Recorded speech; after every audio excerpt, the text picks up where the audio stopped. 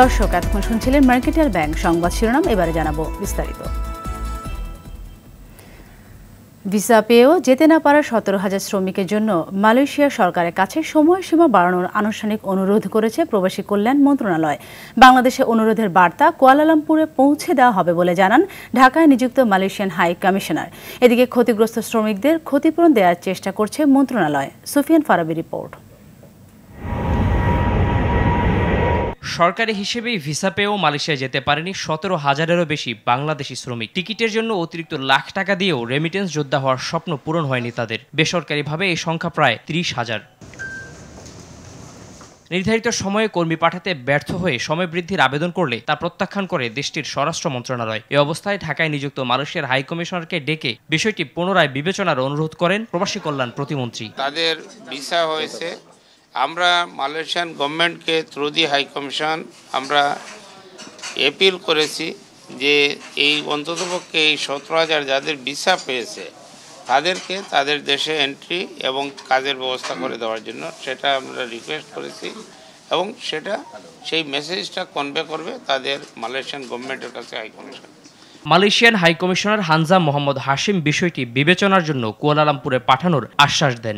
We will convey to Kuala Lumpur about this. আমাদের সম্পর্ক খুবই গভীর ও বন্ধুত্বপূর্ণ। বাংলাদেশ সরকারের এই বার্তা কুয়ালালামপুরে পৌঁছে দেওয়া হবে। তবে আমরা অন্যান্য দেশের মতো বাংলাদেশের ক্ষেত্রেও একই নিয়ম বজায় রাখতে চাই। অন্যান্য দেশের মতো বাংলাদেশের ক্ষেত্রেও একই সময়সীমার বিষয়টি পুনর্ব্যক্ত করেন হাই কমিশনার। এদিকে প্রবাসী কল্যাণ প্রতিমন্ত্রী বলেন, ক্ষতিগ্রস্তদের ক্ষতিপূরণ দেওয়ার চেষ্টা করা হচ্ছে। সুফিয়ান ফারাবি, RTV, ঢাকা। সম্পদের হিসেব দিতে আলোচিত সাবেক পুলিশ প্রধান বেনজির আহমেদকে কাল দুদকে ডেকেছেন দুর্নীতি দমন কমিশনের কর্মকর্তারা। এছাড়া 9 জুন তার স্ত্রী ও 2 মেয়েকেও জিজ্ঞাসাবাদের জন্য তলব করেছে সংস্থাটি। তবে দুদকের পক্ষ থেকে বলা হয়েছে, বেনজির চাইলে আরও 15 দিন সময়ের আবেদন করতে পারবেন। আর যদি দুদকে না আসেন তাহলে ধরে নেওয়া হবে তার কোনো বক্তব্য নেই। এয়ার বাদলের রিপোর্ট। জনগণের সম্পদ আর জানমাল রক্ষার দায়িত্বে থেকে নিজেই গড়ে তুলেছেন সম্পদের পাহাড়। সন্দেহের তীর তার ঘনিষ্ঠজনদের দিকেও। বেনজির আহমেদ, তার স্ত্রী জিসান মির্জা, মেয়ে ফারহিন রিস্তা বিনতে বেনজির ও তাসিন রাইসা বিনতে বেনজিরের বিরুদ্ধে গেল 22 এপ্রিল জ্ঞাত আয় বহির্ভূত সম্পদ অর্জনের অভিযোগে অনুসন্ধান শুরু করে দুদক। এরই মধ্যে আদালত তাদের বিপুল সম্পদ জব্দের আদেশও দিয়েছেন।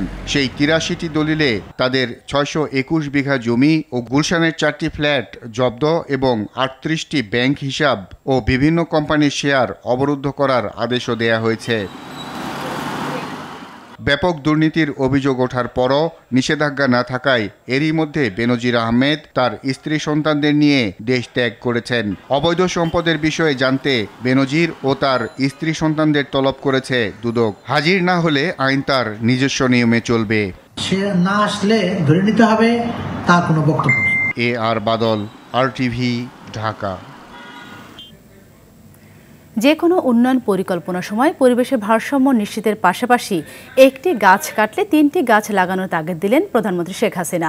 বঙ্গবন্ধু আন্তর্জাতিক সম্মেলন কেন্দ্রে বিশ্ব পরিবেশ দিবস, পরিবেশ মেলা ও বৃক্ষ মেলার উদ্বোধনে অনুষ্ঠানে একথা বলেন প্রধানমন্ত্রী। তিনি বলেন, জলবায়ু পরিবর্তনের অভিঘাত মোকাবেলায় সরকার নানা ধরনের পদক্ষেপ নিয়েছে। এ কারণে ঘূর্ণিঝড় রেমালে উপকূলে ক্ষয়ক্ষতি কম হয়েছে। খাদ্যশস্যের উৎপাদন বৃদ্ধিতে জোর দিতে বলেন প্রধানমন্ত্রী। আতিকা রহমানের রিপোর্ট। দুর্যোগের ক্ষতিকর প্রভাব থেকে দেশের মোট আয়তনের শতকরা 15% সরকার এবং 11% বন অধিদপ্তর নিয়ন্ত্রিত বনভূমি রয়েছে। রয়েছে বৈচিত্র্যপূর্ণ বনাঞ্চল। বৃক্ষ দিয়ে সাজাই দেশ, সমৃদ্ধ করি বাংলাদেশ প্রতিপাদ্যে বিশ্ব পরিবেশ দিবস ও পরিবেশ মেলা 2024 এবং জাতীয় বৃক্ষ মেলার উদ্বোধন করেন প্রধানমন্ত্রী শেখ হাসিনা। পরিবেশের ভারসাম্য রক্ষা ও বনায়ন বাড়াতে কাজ করছে সরকার। একথা জানিয়ে ব্যক্তিগত পর্যায়ে পলিথিন ব্যবহার বন্ধে, পচনশীল পাটের ব্যাগের বাণিজ্যিকীকরণের পরিকল্পনার কথা জানান প্রধানমন্ত্রী। পরিবেশ সংরক্ষণ এবং জলবায়ু পরিবর্তনে সফল উদ্যোগ ও নেতৃত্বের কারণে বাংলাদেশ 2015 সালে চ্যাম্পিয়ন অব দ্য আর্থ পদক অর্জন করে। মন্ট্রিল প্রোটোকল সফলভাবে বাস্তবায়নের জন্য বাংলাদেশ 2 বার ইউএনইপি এর স্বীকৃতি পেয়েছে। দীর্ঘ সময় থেকে জলোচ্ছ্বাস ছিল, কারণ একদিকে পূর্ণিমা, তার উপরে জোয়ার, এই দুটোর সংমিশ্রণে এই জলোচ্ছ্বাসটা একটা ভয়ঙ্কর রূপে ছিল। কিন্তু আল্লাহর রহমতে আমরা আমাদের মানুষকে যেমন বাঁচাতে পেরেছি, 8 লক্ষ মানুষকে আমরা শেল্টারে আনতে সক্ষম হয়েছি। অতিমাত্রায় রাসায়নিক সার, কীটনাশক ব্যবহার না করে প্রাকৃতিকভাবে এগুলি মোকাবেলা কিভাবে করা যায় সেটা আমাদের দেখতে হবে। শেখ হাসিনা বলেন, পরিবেশ ধ্বংস করে উন্নয়ন করা যাবে না। বাংলাদেশের আবহাওয়ার সাথে সামঞ্জস্য এবং খরা বন্যা মাথায় রেখে শস্য উৎপাদনে গবেষণা করতে হবে।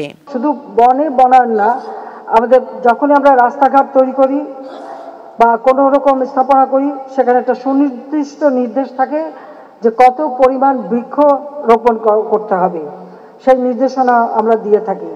যে কোনো পরিকল্পনা আমরা যখন নেই, উন্নয়ন পরিকল্পনা, সেই পরিকল্পনায় অবশ্যই আমাদের পরিবেশ রক্ষার বিষয়টা, এবং যদি কোথাও আমাদের মানে জায়গার জন্য গাছ কাটতে হয়, তো যত গাছ কাটবে তার থেকে 3 গুণ বেশি গাছ তার লাগাবে, এই শর্তটা কিন্তু আমরা জুড়ে দিই। সেইভাবেই আমরা আমাদের পরিবেশ রক্ষার বিভিন্ন কাজ করে যাচ্ছি। আমাদের প্রকল্পগুলোকে অধিকতর পরিবেশ বান্ধব করার জন্য green and climate resilient development GCRD এর উদ্যোগ আমরা বাস্তবায়ন করছি। অনুষ্ঠানে 34 জনকে Bangabandhu award for wild life conservation এবং বৃক্ষরোপণে অবদান রাখায় প্রধানমন্ত্রীর জাতীয় পুরস্কার দেয়া হয়। এ সময় সামাজিক বনায়নে অংশগ্রহণকারী সর্বোচ্চ লভ্যাংশপ্রাপ্ত উপকারভোগী 5 জন নারী এবং 5 জন পুরুষের হাতে অর্থ তুলে দেয়া হয়। অনুষ্ঠান শেষে জাতীয় বৃক্ষমেলা ঘুরে দেখেন সরকার প্রধান। আতিকা রহমান, RTV, ঢাকা। সিলেটে বন্যা পরিস্থিতির কিছুটা উন্নতি হয়েছে, তবে বৃষ্টিপাত বেশি হয় জলাবদ্ধতায় দুর্ভোগ বেড়েছে নগরবাসীর। স্থানীয় আবহাওয়া অফিসের তথ্য মতে জেলায় গত 24 ঘন্টায় 143.4 মিলিমিটার বৃষ্টিপাত হয়েছে। অন্যদিকে পানি উন্নয়ন বোর্ড জানিয়েছে, বৃষ্টি বেশি হওয়ায় সুরমা নদীর পানি কানাইঘাট পয়েন্টে বিপদসীমার 56 সেন্টিমিটার, কুশিয়ারা নদীর পানি 21 সেন্টিমিটার ও ফেঞ্চুগঞ্জ পয়েন্টে 41 সেন্টিমিটার উপর দিয়ে প্রবাহিত হচ্ছে। তবে সুরমা নদীর পানি বিপদসীমার নিচে প্রবাহিত হচ্ছে। আবারও ভারী বৃষ্টি হলে দীর্ঘদিন পানিবন্দির আশঙ্কায় রয়েছেন সিলেটবাসী। দর্শক, এ বিষয়ে আর বিস্তারিত জানাতে সিলেট থেকে যুক্ত হচ্ছেন সহকর্মী হাসান মোহাম্মদ শামীম।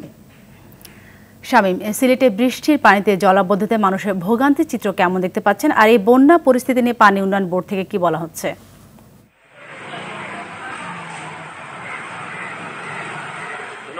যেমনটা বলছেন, আসলে সিলেটে সুরমা নদীর পানি কিন্তু বিপদসীমার নিচে নেমে গেছে এবং গত 2 দিন টানা বৃষ্টিপাত হয়েছে। আপনাকে যদি জানিয়ে রাখতে চাই, গত 24 ঘন্টায় প্রায় 143 মিলিমিটার বৃষ্টিপাত হয়েছে এবং এর আগের দিন 200 মিলিমিটারের উপরে বৃষ্টিপাত হয়েছিল এবং গতকাল রাতেও কিন্তু সিলেটে বৃষ্টিপাত হয়েছে।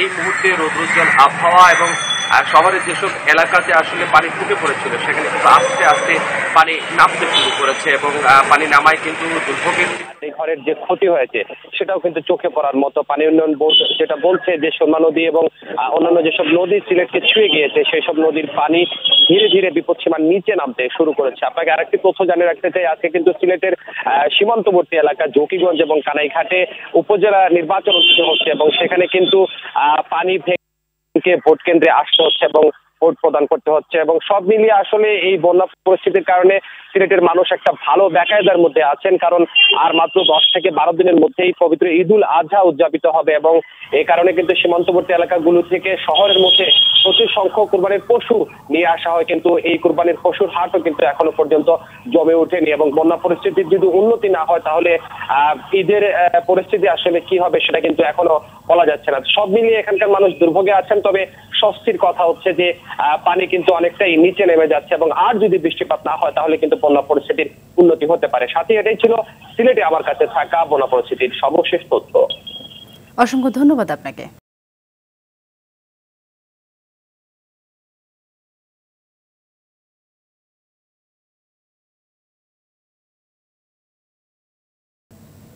দ্বাদশ জাতীয় সংসদের বাজেট অধিবেশন ও 2024 সালের তৃতীয় অধিবেশন শুরু হচ্ছে আজ। স্পিকার ডক্টর শিরিন শারমিন চৌধুরীর সভাপতিত্বে বিকেল 5টায় অধিবেশন শুরু হবে। 2.5 লাখ কোটি টাকার বিশাল ঘাটতি মাথায় নিয়ে ঋণ ও করের বোঝা আরও এক ধাপ বাড়িয়ে আগামীকাল জাতীয় সংসদে উত্থাপন হতে যাচ্ছে 2024-25 অর্থ বছরের বাজেট। এবার বাজেটের আকার হতে পারে 7,96,900 কোটি টাকা। আয়ের লক্ষ্যে 5,41,000 কোটি। তারপরও ঘাটতি থেকে যাবে প্রায় 2,56,000 কোটি টাকা। আগামী বাজেটের সম্ভাব্য নানা দিক তুলে ধরেছেন সেলিম মালিক। এমন এক সময় অর্থমন্ত্রী বাজেট দিতে যাচ্ছেন যখন ইউক্রেন যুদ্ধে টালমাটাল বৈশ্বিক অর্থনৈতিক ঘুরে দাঁড়ানোর আগেই নতুন করে ইসরায়েল ফিলিস্তিন সংকট, বাজারে পণ্যের রেকর্ড দাম, চরম ভোগান্তিতে ফুঁসছে নিম্ন ও মধ্যবিত্ত। তলানির দিকে কেন্দ্রীয় ব্যাংকের রিজার্ভ, ডলারের বিপরীতে টাকার মান কমেছে, ব্যাহত হচ্ছে আমদানি, রপ্তানি রেমিটেন্সে নেই সুখবর। এমন বাস্তবতায় জাতীয় সংসদে চলতি অর্থ বছরের চেয়ে 4.6% বাড়িয়ে 7,96,900 কোটি টাকা রেকর্ড বাজেট ঘোষণা করতে যাচ্ছে সরকার। আওয়ামী লীগ সরকারের টানা চতুর্থ মেয়াদের প্রথম বাজেটে বাড়ছে না আলোচিত জিডিপির প্রবৃদ্ধি, উল্টো 0.75% কমিয়ে প্রবৃদ্ধির লক্ষ্যমাত্রা নির্ধারণ করা হচ্ছে 6.75%। বাজেটে উন্নয়ন খাতের খরচও কাটছাট করা হচ্ছে। চলতি অর্থ বছরের লক্ষ্যমাত্রার তুলনায় 6% বেশি কমিয়ে এডিবিতে বরাদ্দ রাখা হয়েছে 2,65,000 কোটি টাকা। বাজেটের আকার যেমন বড়, এর বিপরীতে রাজস্ব আয়ের লক্ষ্যমাত্রাও সুবিশাল। প্রায় 7.5% বৃদ্ধি করে বিশাল এই খরচের বিপরীতে রাজস্ব আয়ের লক্ষ্য ধরা হচ্ছে 5,41,000 কোটি টাকা। এত টাকা আয়ের পরও এবার বাজেটে ঘাটতি থাকবে 2,55,900 কোটি, যা চলতি অর্থ বছরের তুলনায় 0.75% কম। বাজেট ঘাটতি জিডিপির 4.57%, আর তা পূরণে দেশীয় ও বিদেশি উৎস থেকে ঋণের উপরে সরকারকে নির্ভর করতে হবে। অর্থ মন্ত্রণালয়ের তথ্যে এবার দেশের ব্যাংক ব্যবস্থা ও অভ্যন্তরীণ উৎস থেকে 1.5 লাখ কোটি টাকা ঋণের লক্ষ্যমাত্রা নির্ধারণ করা হচ্ছে, আর বিদেশি উৎস থেকে ঋণ নেওয়া হবে 1,25,000 কোটি টাকা। তবে এবার বাজেটের মোট বরাদ্দের 1,28,000 কোটি টাকা খরচ হবে কেবল আগের নেওয়া ঋণের সুদ পরিশোধেই। অস্থিতিশীল অর্থনীতি আর বাজারের পণ্যের অস্বাভাবিক দাম, এর মধ্যেই 0.5% কমিয়ে আগামী অর্থ বছরে 6% মূল্যস্ফীতি ধরে রাখার প্রত্যাশা নিয়ে জাতীয় সংসদে নতুন অর্থ বছরের বাজেট ঘোষণা করবেন অর্থমন্ত্রী। সেলিম মালিক, RTV, ঢাকা।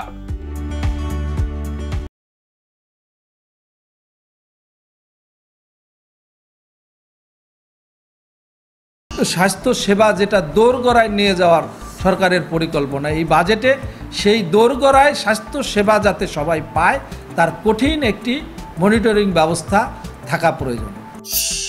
আয়ের সঙ্গে ব্যয়ের সঙ্গতি সাধারণ মানুষের না থাকায় অনেক সময় তারা ঝিমিয়ে যায়, তারা অনেক কাজে এইটা সরকারের অন্তত এটা সুদৃষ্টি রাখা উচিত। সরকার এমনভাবেই বাজেটটা করবেন যাতে হচ্ছে গিয়ে আমরা দ্রব্যমূল্য সুন্দর মতো চলে, আমরা সংসার ভালো মতো করতে পারি। সর্বোচ্চ বাজেটটা শিক্ষা খাতে, চিকিৎসা খাতে, ডাক্তারের ক্ষেত্রে দেওয়া উচিত। যে ইনকাম, এই ইনকাম দিয়ে আমাদের একটা বাচ্চাকে পড়াশোনা করাবো না সংসার চালাবো, এটা আমাদের জন্য খুব দুষ্কর। তাই আমি মনে করবো যে আমরা আমাদের গরিবদের দিকে দেখে যদি একটা বাজেট করা হইতো, বাজারের নিয়ন্ত্রণ করে, তাহলে আমাদের জন্য এটা ভালো হইতো। এই বাজেটে যেন আমাদের কৃষিদের জন্য একটু বাজেট ভালো থাকে, সেই সহায়তা করার জন্য সরকার প্রতি আহ্বান জানাই।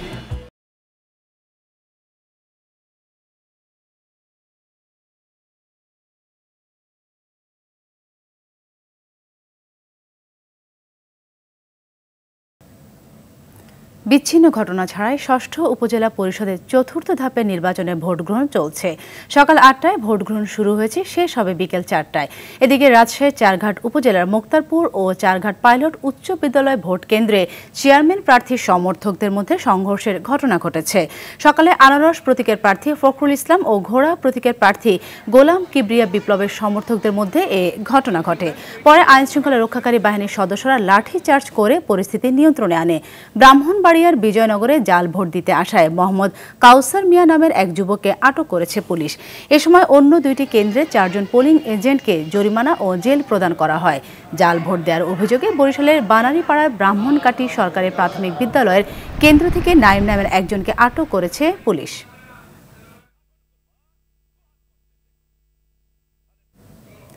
দর্শক, ষষ্ঠ উপজেলা পরিষদ নির্বাচনের খবর জানাতে ব্রাহ্মণবাড়িয়া বিজয়নগর থেকে আমাদের সাথে সরাসরি যুক্ত হচ্ছেন সহকর্মী Saddam Hossain.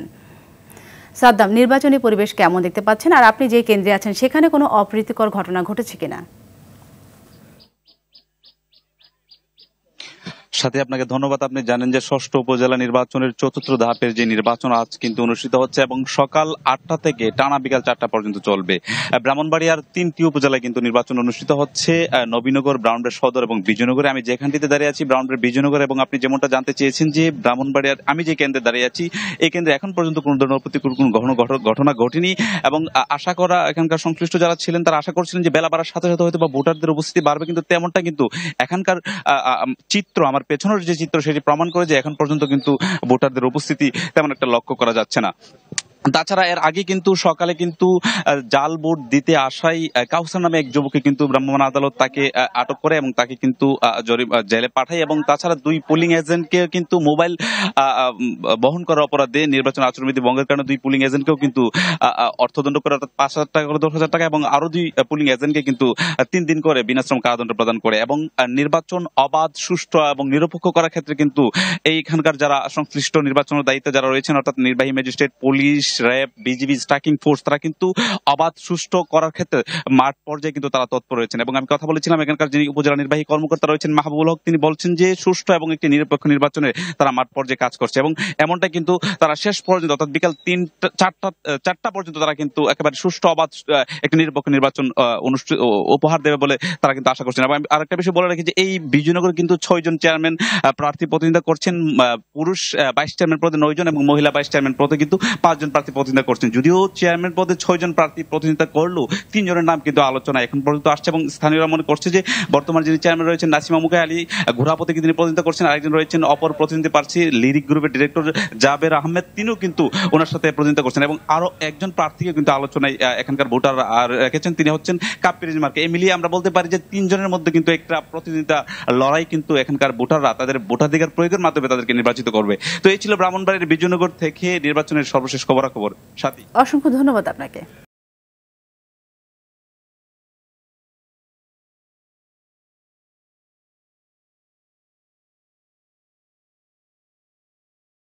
National life insurance আন্তর্জাতিক সংবাদ। আরও একবার প্রধানমন্ত্রী হতে চলেছেন নরেন্দ্র মোদী। এই নিয়ে টানা তৃতীয়বার প্রধানমন্ত্রী হবেন তিনি। এর মাধ্যমে স্বাধীন ভারতের প্রথম প্রধানমন্ত্রী জওহরলাল নেহরুর পাশে নিজের নাম খোদাই করতে চলেছেন মোদী। যদিও নেহরুর মতো একক সংখ্যাগরিষ্ঠতা অর্জন করতে ব্যর্থ হয়েছেন। ইমতিয়াজ আহমেদের রিপোর্ট। মঙ্গলবার লোকসভা নির্বাচনের ফলাফলে নরেন্দ্র মোদীর দল বিজেপি এককভাবে সর্বোচ্চ আসন পেলেও বিজেপি নেতৃত্বাধীন এনডিএ জোট 300 আসনও ছুঁতে পারেনি। ফলাফলে দেখা যায় টানা 1 দশক পর প্রবলভাবে ঘুরে দাঁড়িয়েছে কংগ্রেস নেতৃত্বাধীন ইন্ডিয়া জোট।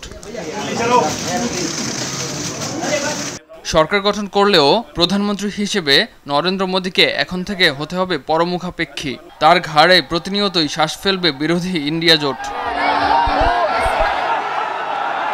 ভারতের নির্বাচন কমিশন ও গণমাধ্যমের তথ্য মতে বিজেপি নেতৃত্বাধীন এনডিএ জোট পেয়েছে 286 আসন, বিজেপি পেয়েছে 240 আসন। এককভাবে সরকার গঠনের জন্য 272 ম্যাজিক ফিগারের কাছে পৌঁছাতে ব্যর্থ বিজেপি। তাই সরকার গড়তে হলে বিজেপিকে নির্ভর করতে হবে প্রধানত 2 শরিক নীতিশ কুমারের জেডিইউ ও অন্ধ্রপ্রদেশের চন্দ্রবাবু নাইডুর দল তেলুগু দেশম পার্টির উপর। এই 2 দলের সম্মিলিত আসন 28টি। অন্যদিকে ইন্ডিয়া জোট পেয়েছে 202টি আসন, শুধুমাত্র কংগ্রেস পেয়েছে 99টি আসন। এই ফলাফলে কংগ্রেস স্বভাবতই উৎফুল্ল। মঙ্গলবার এক সংবাদ সম্মেলনে কংগ্রেসের তরফে বলা হয়, এই ফল প্রধানমন্ত্রী নরেন্দ্র মোদীর রাজনৈতিক ও নৈতিক পরাজয়। গোটা নির্বাচনটায় বিজেপি লড়েছিল মোদীর নামে, যাবতীয় গ্যারান্টিও দিয়েছিলেন মোদী। এটা ছিল তার পক্ষে অথবা বিপক্ষের গণভোট। জনগণ রায় দিয়েছে মোদীর বিরুদ্ধে। ইমতিয়াজ আহমেদ, RTV। দর্শক, এই বিষয়ে আরো জানাতে ভারতের দিল্লি থেকে সরাসরি যুক্ত হচ্ছেন সহকর্মী পরমাশিস ঘোষ রায়। পরমাশিস, লোকসভা নির্বাচনে এককভাবে তো কোনো দলই সংখ্যাগরিষ্ঠতা পায়নি, ফলে সরকার গঠনে দলগুলোর তৎপরতা নিয়ে কি তথ্য আছে আপনার কাছে?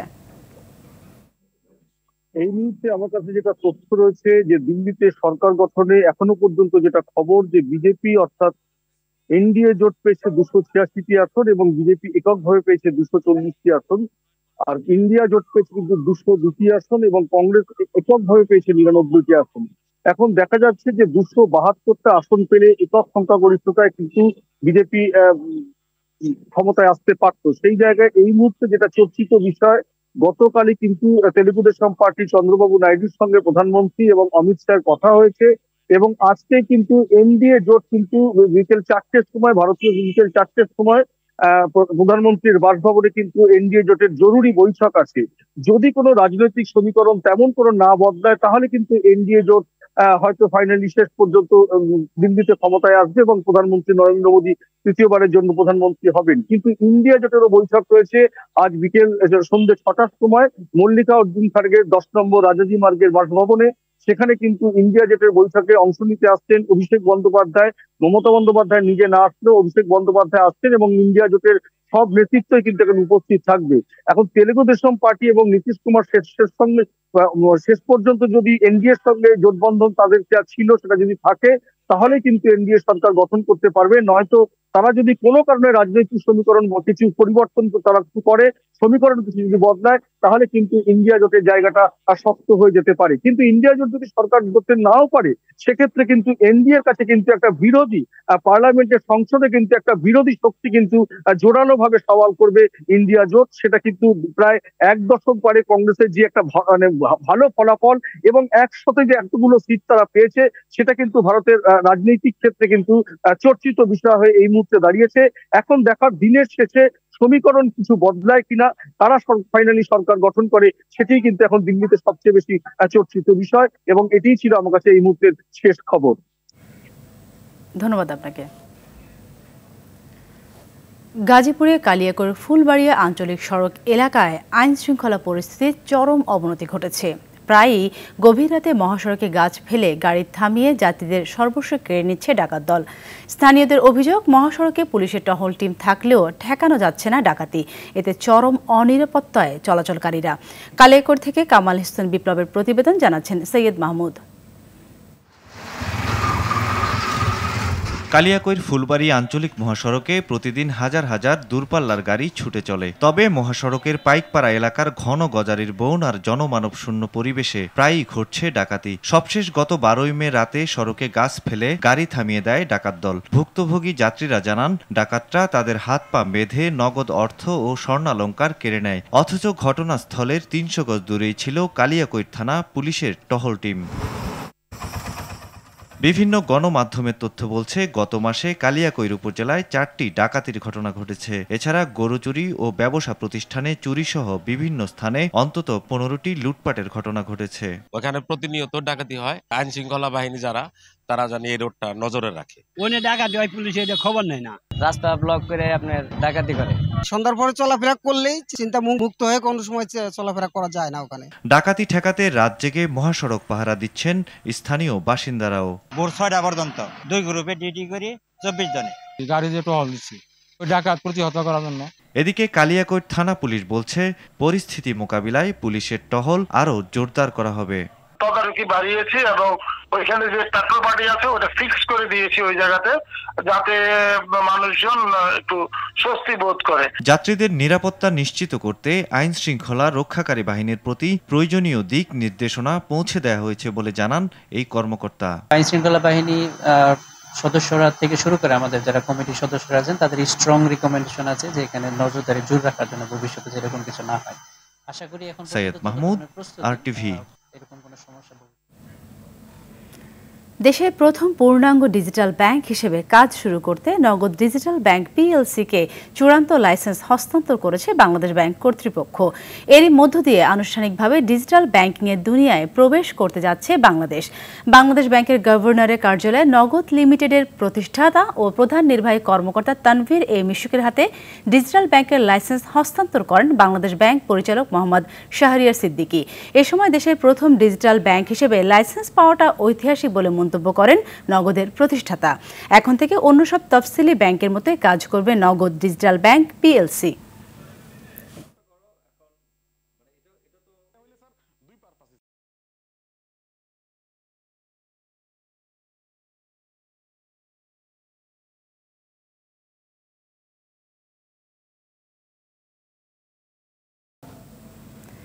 নির্বিচারভাবে গাজার বেসামরিক মানুষদের উপর হামলা চালিয়ে যাচ্ছে ইসরায়েল। ফিলিস্তিনের অবরুদ্ধ উপত্যকার দুটি শরণার্থী শিবিরে ইসরায়েলি হামলায় নিহত হয়েছে অন্তত 15 ফিলিস্তিনি, আহত হয়েছেন আরও বহু মানুষ।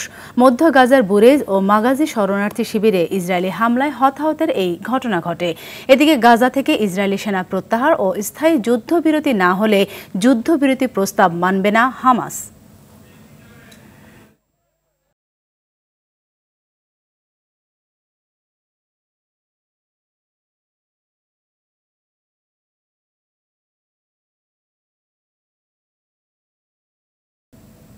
টি-20 বিশ্বকাপের খবর।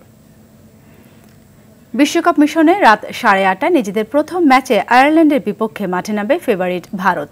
নিউ ইয়র্কের নাসাউ কাউন্টি স্টেডিয়ামে দিনের একমাত্র ম্যাচটি অনুষ্ঠিত হবে।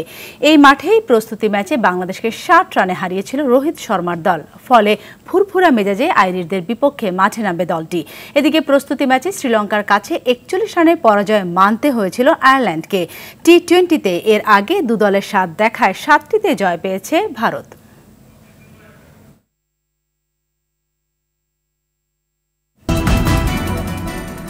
দুপুরের সংবাদ এই পর্যন্ত। সবশেষ সংবাদ জানতে যে কোনো মোবাইল ফোন থেকে 24141 নম্বরে ডায়াল করুন।